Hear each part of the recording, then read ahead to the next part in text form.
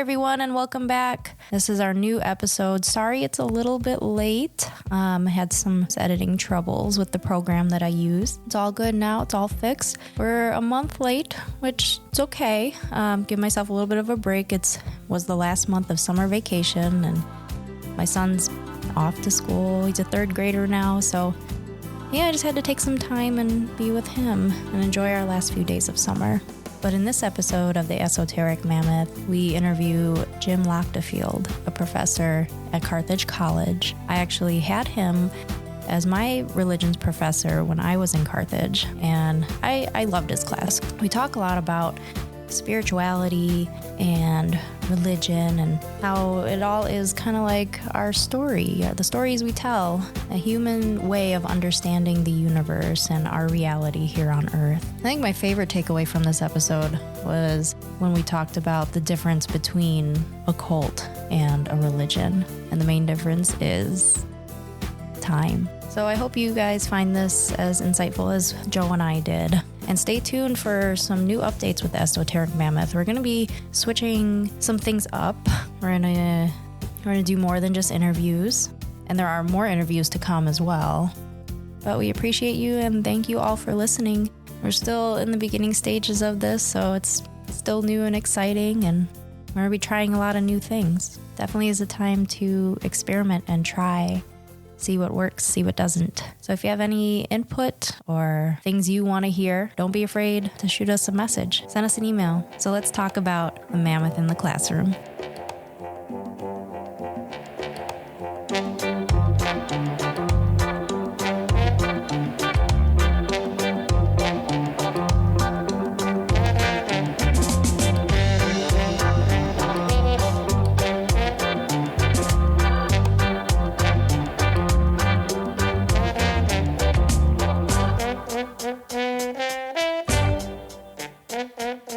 This is Jeannie. And Joe. And Sappho.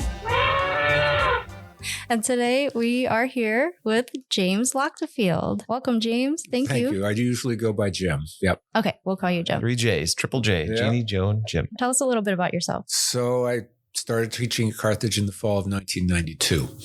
And I've already taught children of people whose parents that I taught. So it's got my first sort of generational students a couple of years ago, which, at that point, you've been doing it for a long time.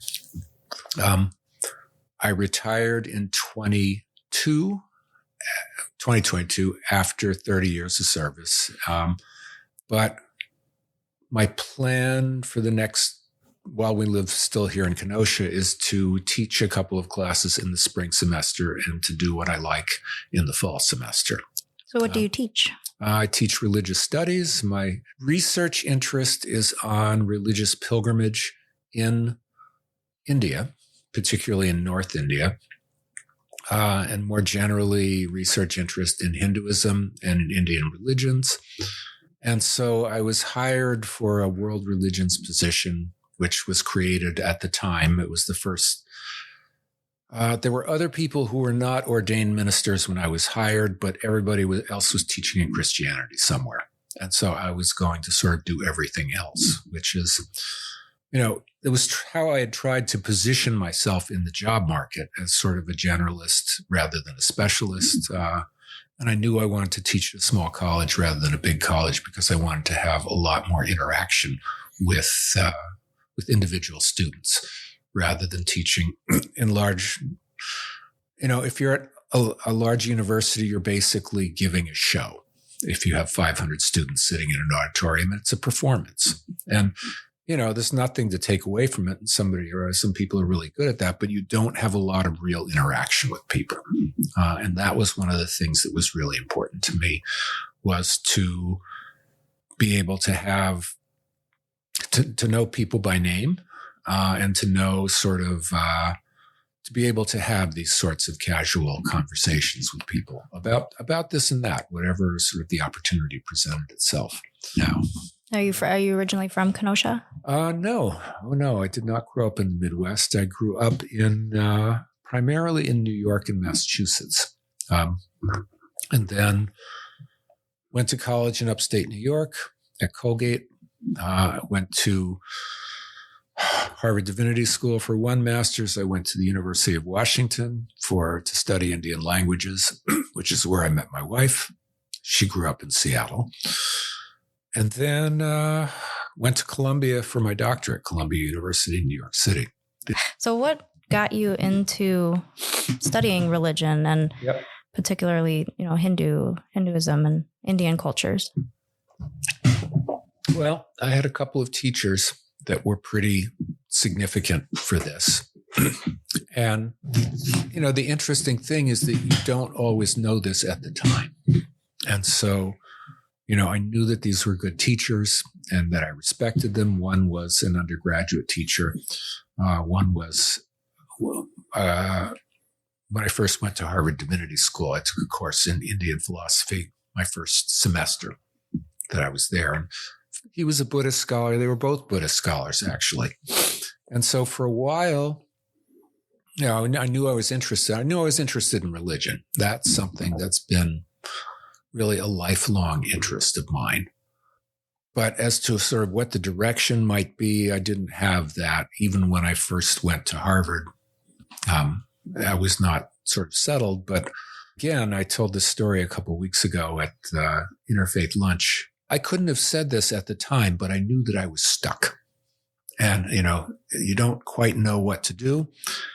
And I was stuck in that sort of loop because I, wanted to teach at a small college, but I knew I had to get a PhD and study languages and do all this work. And there weren't a lot of jobs. And so I was there's always that concern it might not happen. And 20 years later, I could say what I finally decided was I was okay living with failure, but I was not okay living with regret. And it's like, if this is what you really want to do, you should try and do it. And if it doesn't work out, you can do something else. There's always ways to make money. There's always work to do. And so once I sort of had that, and as I said, it was probably 15 years later that I came up with that succinct bit of instruction. But what I really knew was that I sort of flipped a switch and I was ready to just work and work and work. And it's like, if you're going to do this, you really have to do it seriously and you have to sort of put all your energy into it. And part of that was selfish in that, I want the experience. I wanted the experience of being in another culture. And part of it was just, I was really much more interested in modern religious life. And you have to figure out what the past is if you're going to make sense of the present. But, being centered in sort of living people here and now and sort of what was important to them was really important to me.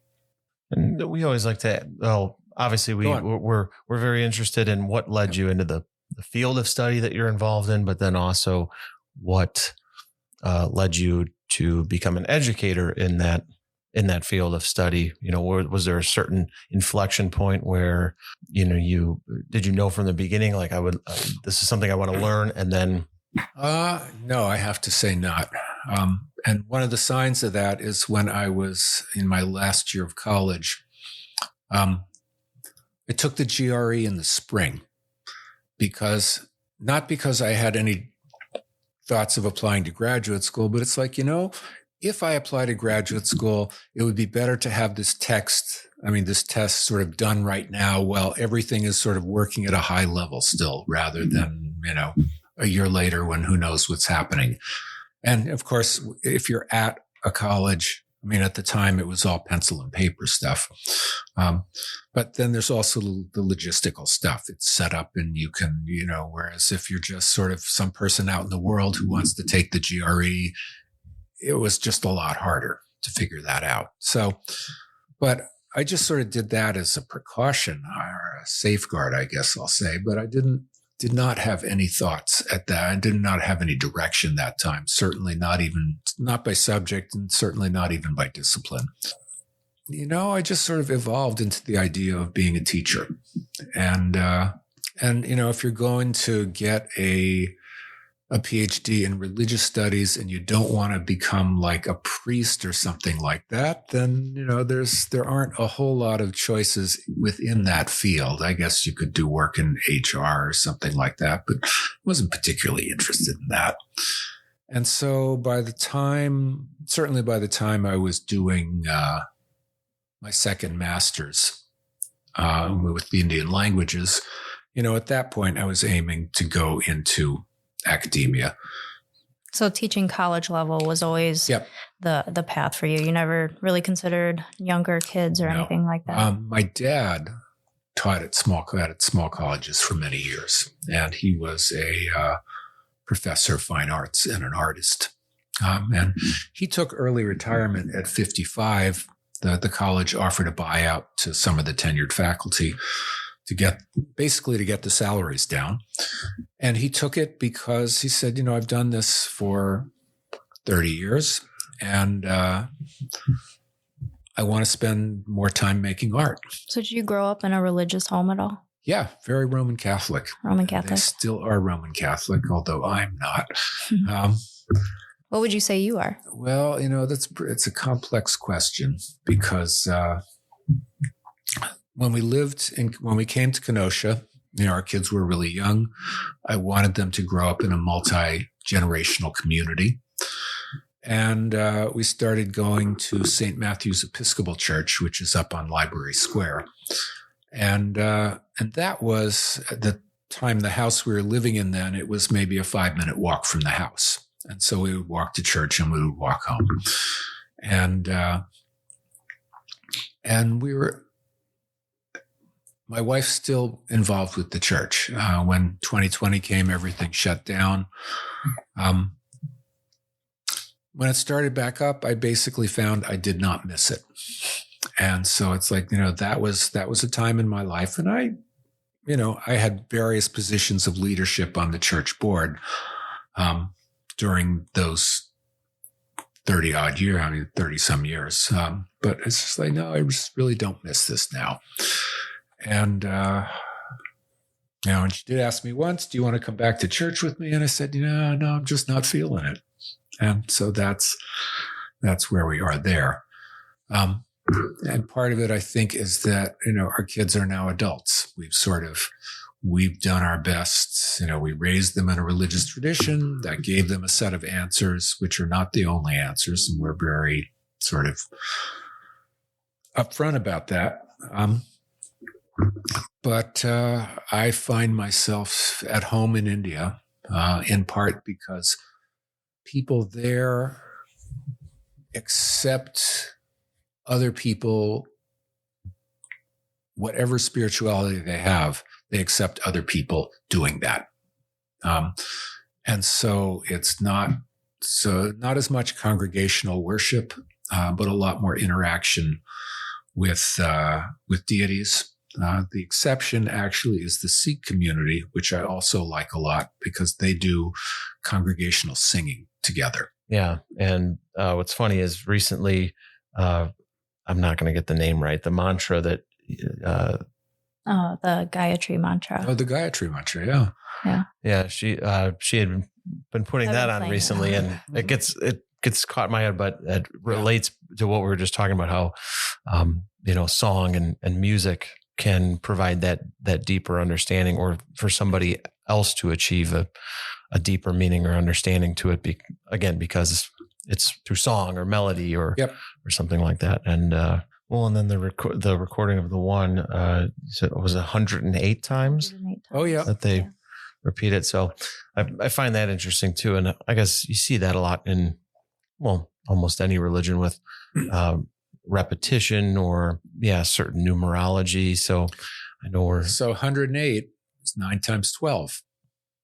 12 zodiac signs and 9 planets. And so it's the totality of the astrological possibility, so to speak.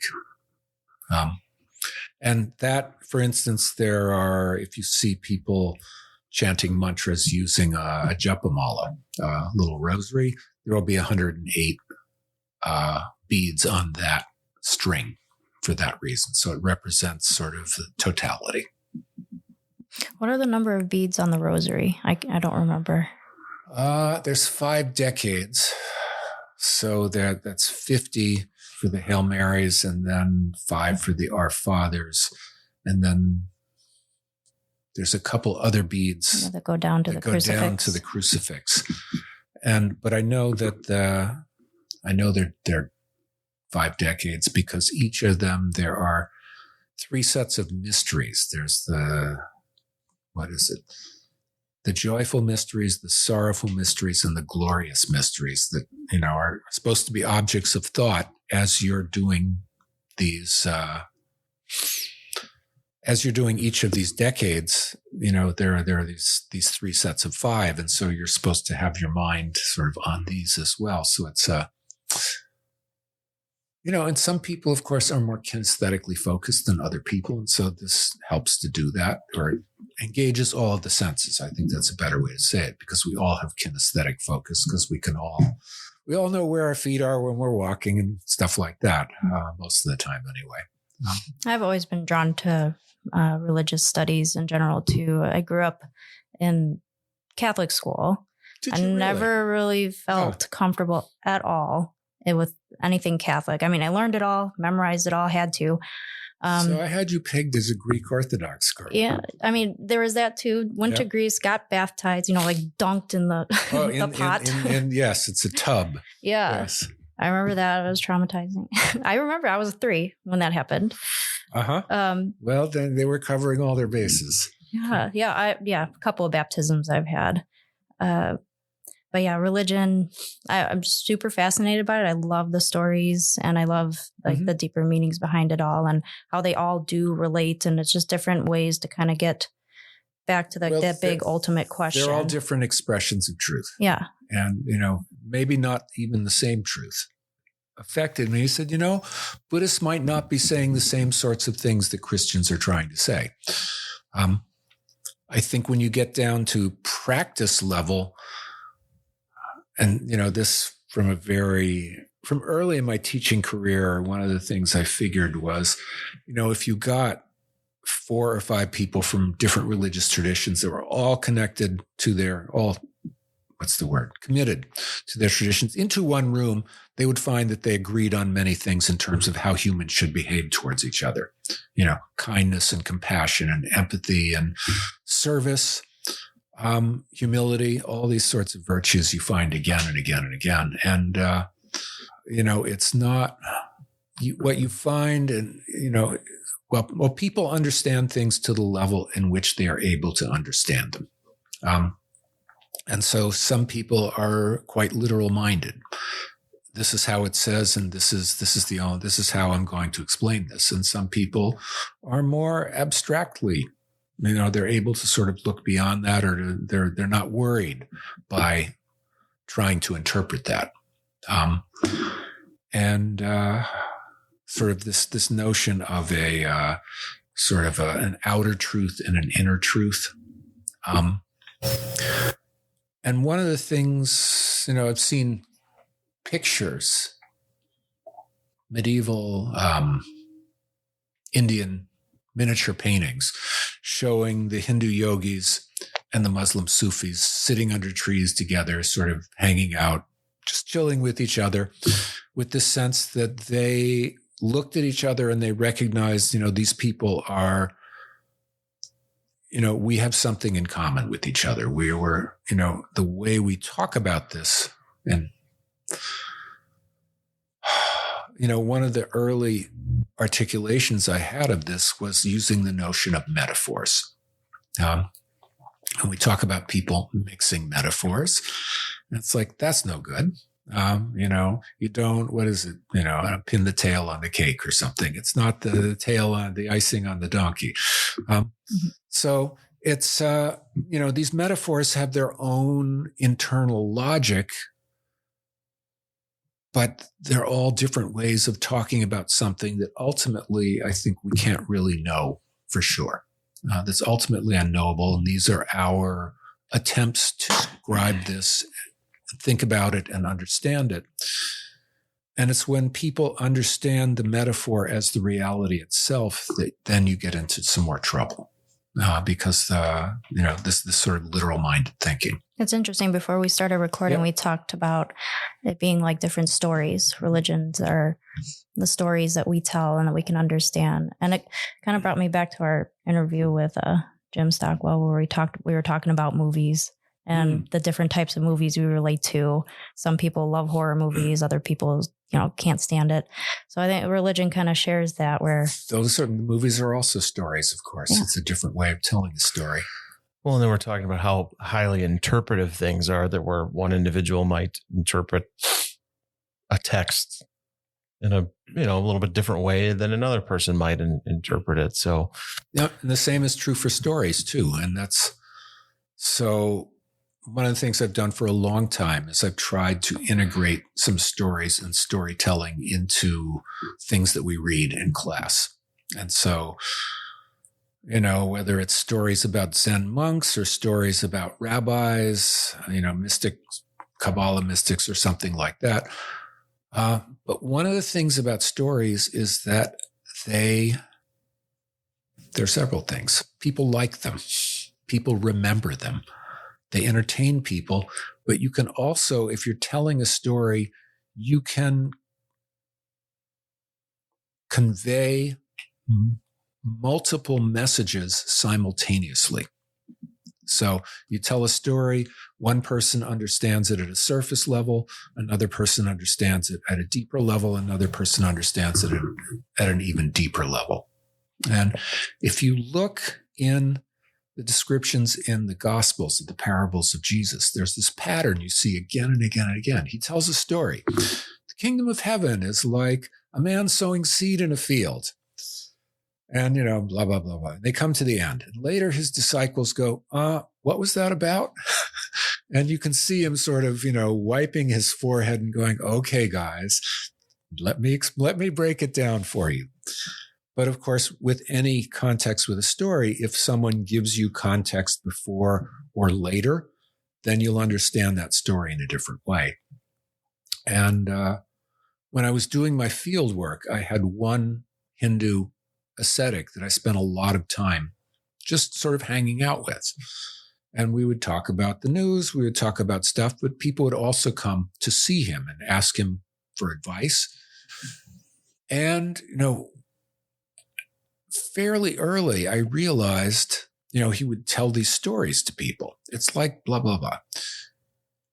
And after a certain point, I learned to say, okay, who is this story for? Is he actually telling the story for them, or is there some message for me also buried in that story? So it makes you more attentive to those things. But of course, people remember stories way longer than they remember teachings. And so they're effective teaching tools for that reason. So you think that's what makes your classroom a little bit different? I've gotten more consciously into using the metaphor of storytelling in the past 3 or 4 years, probably. I did it before, but it was there when we were reading those things before, but I'm foregrounding it a little bit more because, one of the notions I always had was you get people, they are 18, 19, 20, 21, 22 years old. They're in this really formative period in their life, and they're making a lot of decisions about who they are, sort of where they want to go. They have what they're studying, but, sometimes, they don't know what they want to do. They're also sort of differentiating themselves from their natal families, among other things, by realizing that, I did all this religion stuff when I lived there, but I'm just not feeling this anymore. And, but what am I feeling? And so part of it is sort of suggesting, you all, everybody gets to make choices about their own lives, and everybody should do the thing that they think is best.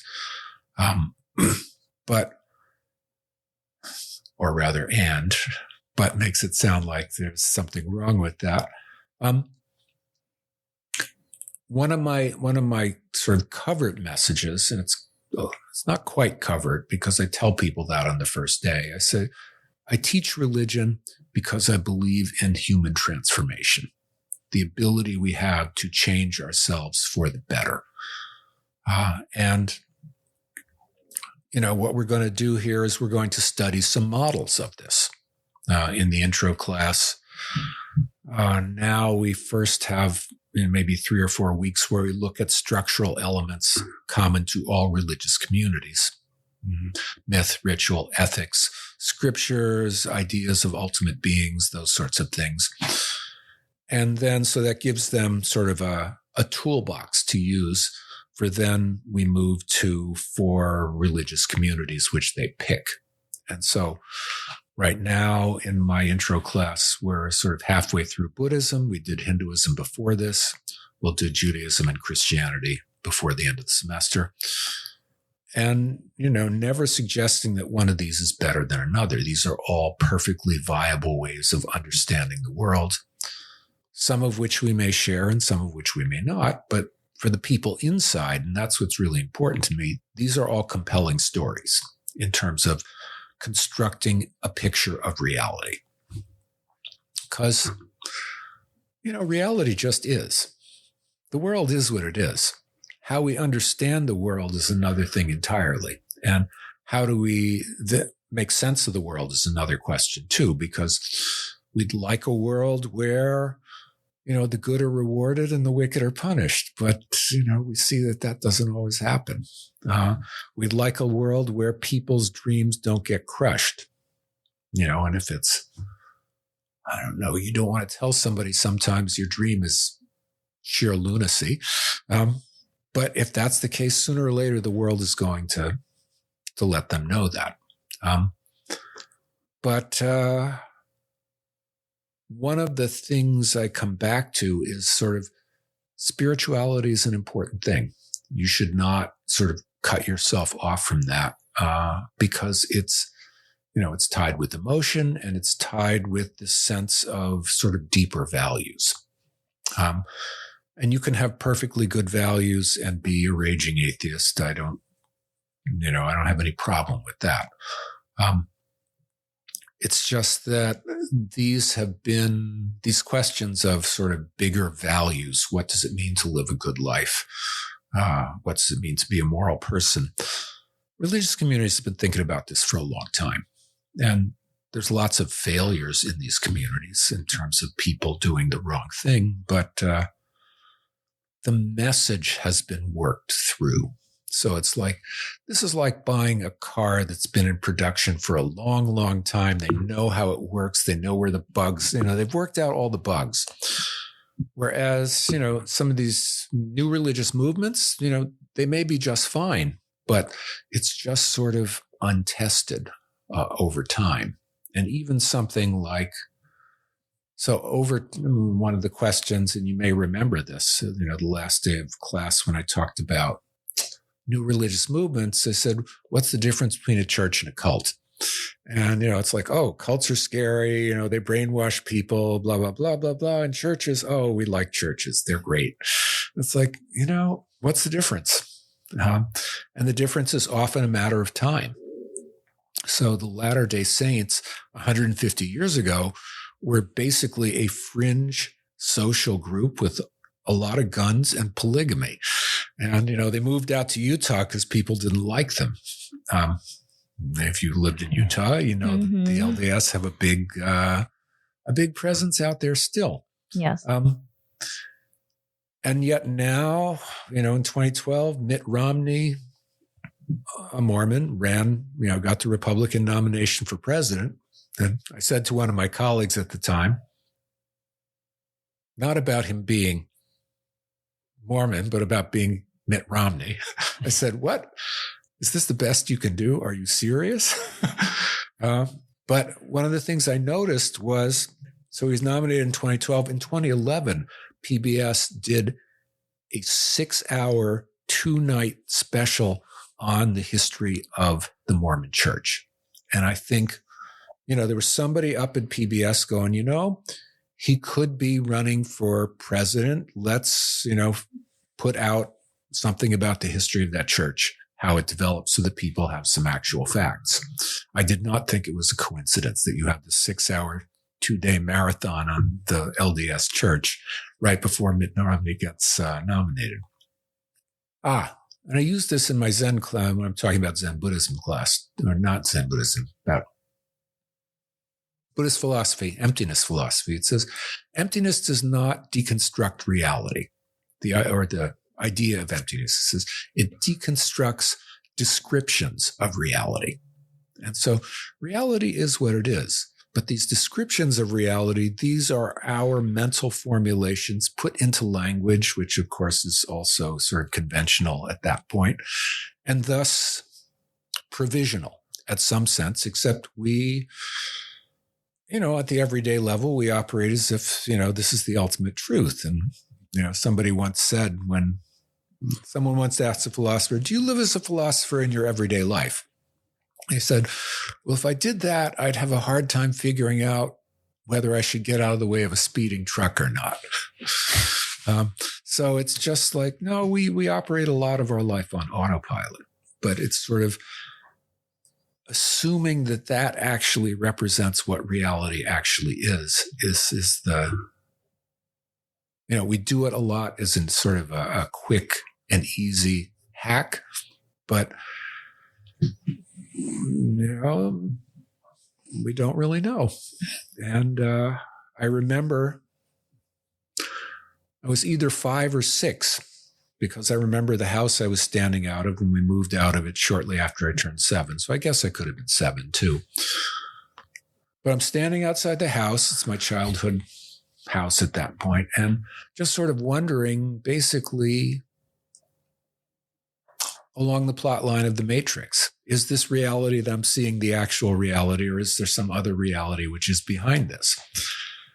And I was a very young child at that point, and I didn't tell this story to my wife until I was probably in my early 60s. I was just mentioned it one day, and she gave me this look and said, I've never had ideas like that. I mean, we've seen that with, her son's 7, and there's things like that pop into his head. So yeah, I've had experiences like that at super young age as well, where I was just like, I remember I've done this before, and I've had memories, or I know what's going to play out. And when I was super young, I could my house burned down in 2014. Oh my goodness. I always had a feeling like that was coming. I knew it. And then my goodness. In 2008, my dad lost his business. I knew that was coming. Mm-hmm. So at a young age, I just kind of felt like, I'm doing this again. Such a weird thought to have, and I could not talk to anybody about it. Yeah. Oh, this is coming back. Yeah. Waiting to happen. It's strange how some, like you said, you maybe as old as 7 having really big existential thoughts. Those are big thoughts. Yeah. Thinking about the veil of reality, or what is real. Yeah. My son asks that a lot. Mm-hmm. What is real? What if none of this was here? And he always asks the what ifs. And I'm like, don't you're not thinking about that just yet. Here's a sandwich for you. Yeah. Just be happy. Is that real? And what what happens after you die? That's a big one for him. Oh yeah. Since he was 5. And I'm like, don't think about that yet. Be a baby. Well, yeah. If we're going to be really honest, we got to say, not quite sure. Mm-hmm. Nobody's quite sure. That's the big mystery. I mean, I've always kind of viewed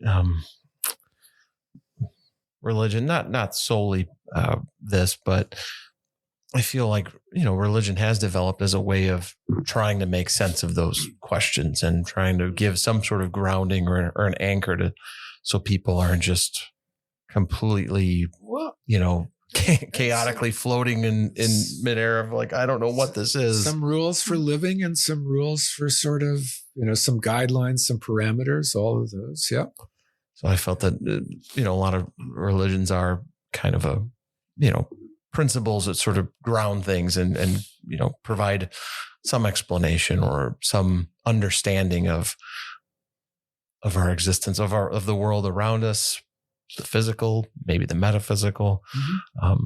That's one of my enduring fascinations. Why I like learning about other religions, because I grew up, in a Catholic, both sides of my family Polish. So, Catholic, so very, very Catholic. Yes. Grew up very Catholic as well. But again, as I had gotten older, don't really prescribe to a practice of sorts. I've definitely veered on this path of learning about everything out there in the world and keeping an open mind. Yeah. And just find it fascinating. And one point I want to make from earlier about the storytelling aspect, to even tie it to the theme with, we're talking about the mammoth and the time being in caves as early as all the way back then. It was the storytelling of the cave paintings on the walls. Mm-hmm. So I just wanted to make a point of that. Well, nobody is quite sure what those paintings were about. They may have been like what they call sympathetic magic before a hunt, so we can find some herds and, then we'll come back. And some of them, I'm remembering this one depiction of a horse's head. It's very realistic. And they're now finding that a lot of those, well, first of all, the caves, they were way back in many cases, so they had to carry their lights back with them. So they were not sort of easily accessible. And so it's very intentional what they were doing, whatever their purpose. And now I think they were, what were they doing? There are handprints that they were analyzing, and they think that a certain number of those people doing that were women as well. So it was sort of, and some for children because of the size. So, schools. Yeah, well, maybe, or, could have been initiations of some kind. It's, the thing about these material objects is that you can make up whatever story you want about them. And, you're constrained by the objects themselves. You can't, it obviously has to be conform to what you see, but there's many, many possible explanations for those sorts of things. Yeah.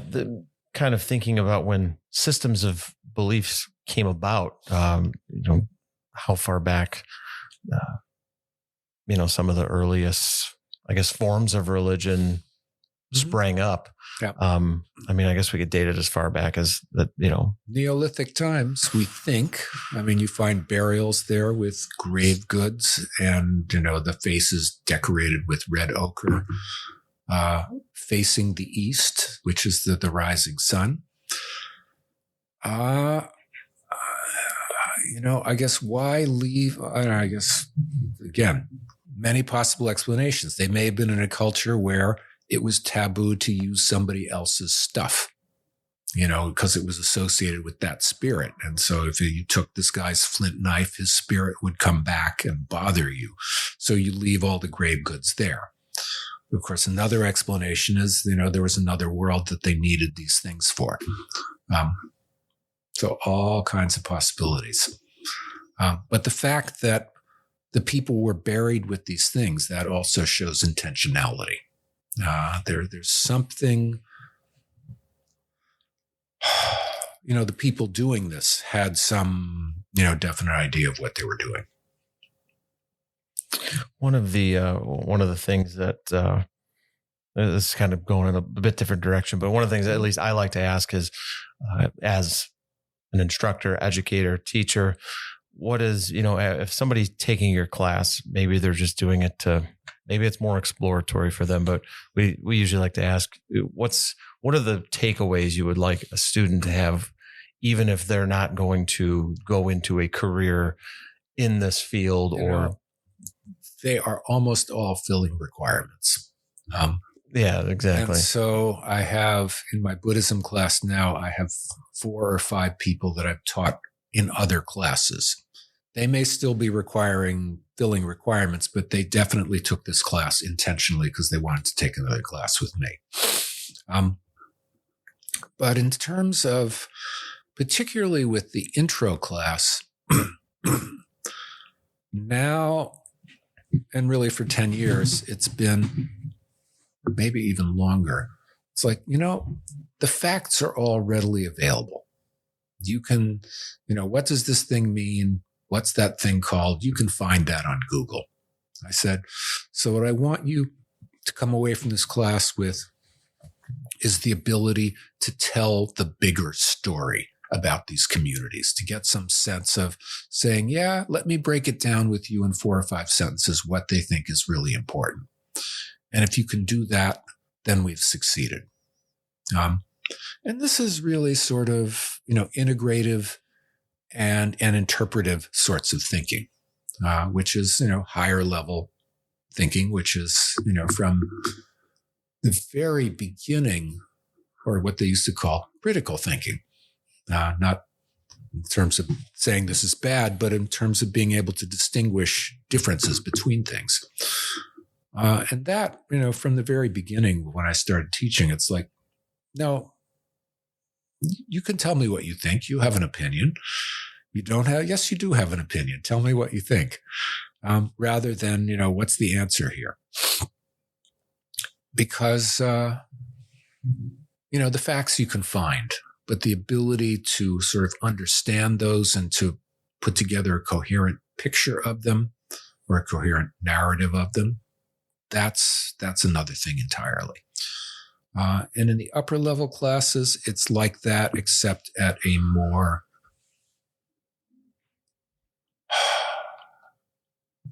the intro class is broad and not very deep. The upper level classes are far more in depth. And so, but again, there's sort of a bigger story that I'm looking for them to be able to tell with each of these things. And, they may not, I don't know how long they'll remember it, but, I get occasional things from students. It's like, yeah, I saw this thing and it made me think of you. It reminded me of something that you said in class. And it's like, okay, good. That's really what we need, is to have something that remains still living in the person's, in their self, in their mind, in their heart, whatever it is. Yeah, because looking at the deeper meanings of things, that's kind of, I guess that's what I'm most interested in. What do people take away with? It's like, yeah, you could take this course and you don't have to love Buddhism or Taoism or Hinduism, but as long as you understand what they are and the people, the people groups that are associated with them. And I think it can only just, I'd like students to also respect these as viable descriptions of reality. They may not be descriptions that you share. And now, of course, politically in the American culture, we're having these clashing narratives about who we are as a nation, a community, and so this is becoming more pointed. So there's no longer the sense that we all share the same sort of assumptions about sort of how things are. And it's easy in the political sense to sort of ignore and to demonize the other people as just sort of, as terrible people who, don't understand anything. It's like, no, they have values that they're trying to protect. And they may be, the emphasis might be different from mine. And so in India, there is a Hindu nationalist party in power right now.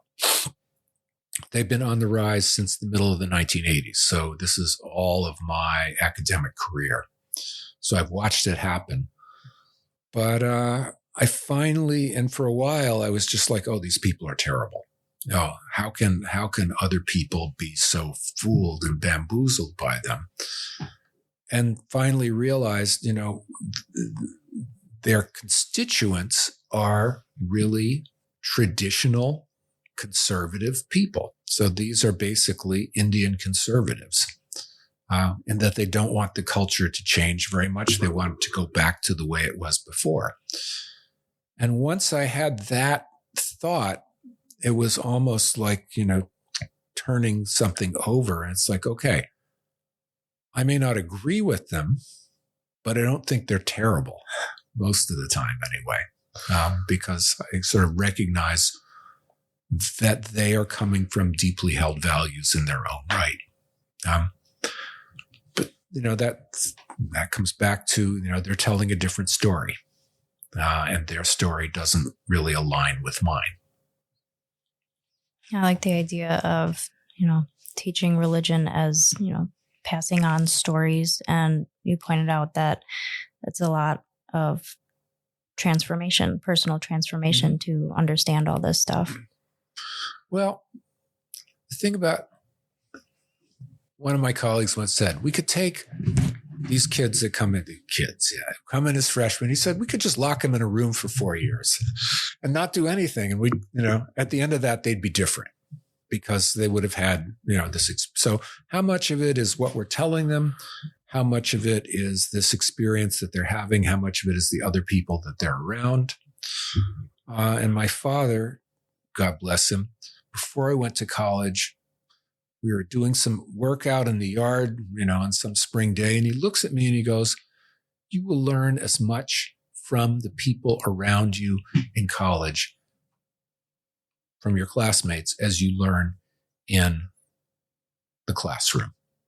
And, I think that was his way of sort of, tipping me off, be alert to all of these social signals, these cues, the things you can learn from other people.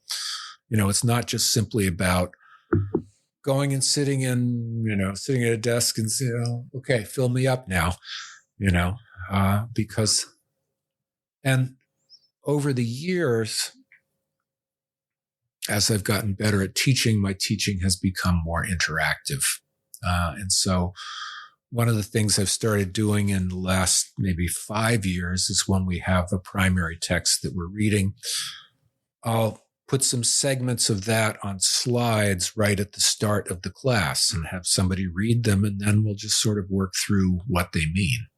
And I'm sometimes shocked, I'll see something, or they'll read it, and I say, okay, and what's he saying there? And they'll go, it's like, okay, let's go back, without actually reading it again. Tell me what this person's saying here. And what's the most important word here? So some of it is just simply, people don't read as much. And so it's practice in sort of figuring out what are the key phrases here that carry the key ideas. So if you can do that, this is also sort of developmental in terms of having people polish their ability to do these things, which, will then work in other contexts as well. You get a memo from your boss and, what's the takeaway that I need to take away here? Oh, it's this sentence here is the really important one. If I don't start doing better, I need to look for other work. Yeah, the whole TLD, too long didn't read. Oh, indeed. Part of it. I could only, I guess that's something that we haven't asked too much, sort of, but what are some of the biggest differences from, first year of teaching versus 30th year of teaching, or what do you see as a big shift in how people are learning or how you're teaching? So I know you said it's more interactive. I'm more interactive, and so we do more conversation. And I tried, and part of what I did was I used to have students lead small group discussion. And they do it in, there'd be a group of 3 and they'd send me questions beforehand, and, then they would lead people through that, and then we'd do it again. But I stopped, of course, when classes all went virtual, we couldn't do that anymore. Started using discussion boards to do that. I've continued to use the discussion boards. And that means when we're in class, I have more time with them. So we've already, if they've done that work, then they've already, got some ideas. So there are sort of, people talk about academia as being sort of like, like it's not the real world. It's like, well, it is the real world in some senses, because a version of it. It's, it's certainly very real to me. It's how I made my living. And, all of the lessons about, taking responsibility for yourself and showing up and, doing what you're supposed to do. putting up, your good effort. These are all, or if not, then being honest and saying, I have a student right now who, his goal is to get a D.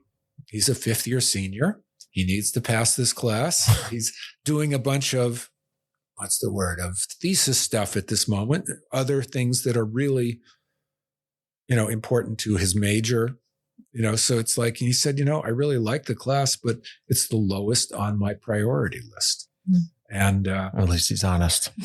No, and I don't have any problem with that. It's like, my only concern is like, okay, we've been through this before where he did just almost enough to get a D, but didn't deliver at the last moment. I said, don't play too close to the edge, because, if you fail this class, then you're not going to graduate. You got to take it again during the summer or something like that. Yeah, that's very interesting, because she mentioned an instructor I had, a film class, but he also does speech, journalism. And we talked about some of this stuff too, of communicating and conveying ideas clearly or succinctly. And I just think that's really interesting that, there's on one hand, you have a topic of study, a discipline. Yeah. Yeah. Discipline. But then there's also these other things that you're able to impart on students or teach them, like you said, of writing ability or ability to convey an idea. It comes back to tools and the ability to use the tools. And I taught one class on Bollywood films, never taught it again. It was a senior honors seminar. So they were all highly motivated students. And that I started having them write, they had to review, what was it? We saw 12 films. They had to review, I think, 4 of them, 2 from the first half and 2 from the second half. And the reviews could only be 600 words. So it's 2 pages. 1 if you don't double space. That's like, and I said, and a review basically is 2 things. You talk about the film for a while and then you tell what you think about it. But the challenge is to say it within that shorter format. But then, that was the only time I sort of did some background. It's like, oh, there's some things that filmmakers do. So, when they isolate on one character with a close-up, or, one of the ways that they simulate chaos is, you can't see all of the people at one time, or you see multiple people. And so, there are visuals, or, a long pan, a long establishing shot at the beginning shows you the whole farm. You get this sort of mental picture of where you are. And these are all these are all narrative devices too. I think that's a good segue. Normally one of the last things we like to ask is, I can. Do you have any homework for us? Oh, or like something. It doesn't have to be we don't have to write a paper. We could just something for our listeners to kind of, or an exercise or an activity to engage in. I feel like what we were just talking about might be a good segue to that, of maybe like being present in the moment, or thinking about these things. And that's one of the things that I would always suggest, is to work on this presence, or this ability to be present. And so pastors that are really good at what they do, when they're talking to somebody, they are locked into that person. They are completely present with that person. And I do try, when I'm with my students, to be present with them. First, when I'm teaching, because that's a conversation in some senses, but then especially after we're done, if we have any conversation, to really give them that full attention, and to be sort of conscious of, what I know about them and who they are, and, how I'm interacting with them. But one of the ways to sort of work on this is children and animals, especially young children. So I walk my dog a couple of times a day, and I was walking this morning and I saw this woman out with her dog looking at her phone. doing something while she's walking the dog. It's like, nope, when I'm walking the dog, I'm walking the dog, and I'm sort of aware of, the dog is a good model. The dog is out sort of experiencing the world, looking for stuff to eat off the ground, but sort of looking up, there's another dog over there. The dog is here with us right now, just so everybody knows. She hasn't been very talkative. She's very been tired. Here the whole time. But hasn't said a word. They are in the moment, and really young children are also in the moment. When my kids were, when they're like 2, it's like, Dad, can you do this for me? You can't say, I'll do it for you in 5 minutes. They have no idea what 5 minutes is. Mm-hmm. You can do that with an adult. And so that sort of brings you into being in the moment with those young children. And that's, in a sense, just really a matter of training. Funny. Yeah, I think a lot of people can relate to that, where indeed, big crazy events going on, and it's I don't remember what happened. I just remember this weird little thing. With anything with a lot of emotion there will be moments that you remember that sort of somehow seem to, epitomize that. Whereas, a lot of the other regular stuff, no, you may not remember that very much at all. So for today, challenge everybody to be fully present and mindful in what they're doing, no matter how mundane the activity is. Just be present with it. Stop for a second, think about it, and to find joy in that. Yeah, even the most mundane of moments. Just stop for a second and just process it, or like you said, create that buffer between being so reactionary to something and kind of letting it filter in for a second before you do that. And remember, washing the dishes is an opportunity. So there's your homework. Wash the dishes today. To wash the dishes. Distill it down to something simple like that. Like we said earlier, conveying it in the least amount of words possible, or kind of the fewest possible. Yeah, fewest possible. All right. Well, thank you so much for the interview. Thank you so much. So letting us come over and see the puppy. Oh, it's been a lovely day. Thank you.